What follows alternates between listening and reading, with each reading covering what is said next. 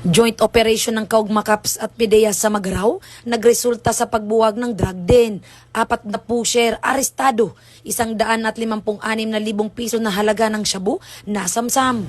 Mas pinaigting ng Kaugma-Caps ang kampanya kontra iligal na droga matapos mabuwag ang hinihinalang drug den at maaresto ang 4 na drug personalities sa sinagawang bypass operation bandang alas 4:30 ng hapon noong Mayo 27, 2026 sa Zone 5, Barangay San Pantaleon, Magraw, Camarines Sur. Kinilala ang mga sospek na sina alias Mike, Marwi, Chris, Jeff na mga pawang residente ng Magraw, Camarines Sur. Pinagsamang puwersa ng Magraw Municipal Police Station, PDEA Provincial Unit Camarines Sur at Camarines Sur MARPSTA ang nagsagawa ng operasyon na nagresulta sa pagkasamsam ng isang sachet ng hinihinalang shabu na ginamit sa bypass kapalit ng 17,000 piso na mark money. Sa follow-up search, nadagdagan pa ang 14 na sachet ng hinihinalang shabu ang nakumpiska na may kabuang tinatayang timbang na 23 gramo at standard drug price na 156,000 at 400 piso. Isinagawa ang inventory at dokumentasyon sa mismong lugar ng operasyon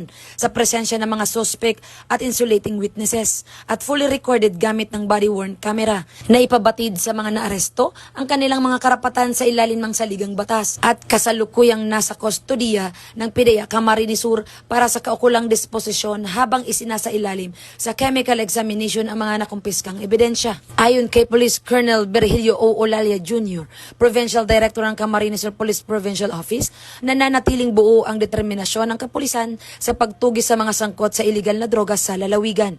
Aniya, patuloy ang mas pinaigting na operasyon at koordinasyon ng mga law enforcement agencies upang mapanatili ang kaligtasan ng komunidad. Patuloy namang isinusulong ng bagong PNP ang pinaigting na kampanya kontra iligal na droga bilang bahagi ng advokasya para sa isang ligtas, maayos at disiplinadong pamayanan. Mula dito sa Camarines Sur Police Provincial Office, ako po si Police Master Sergeant Leati Carrascal, nag-uulat sa Police News Network. Bagong PNP para sa bagong Pilipinas. Serbisyong mabilis, tapat at nararamdaman.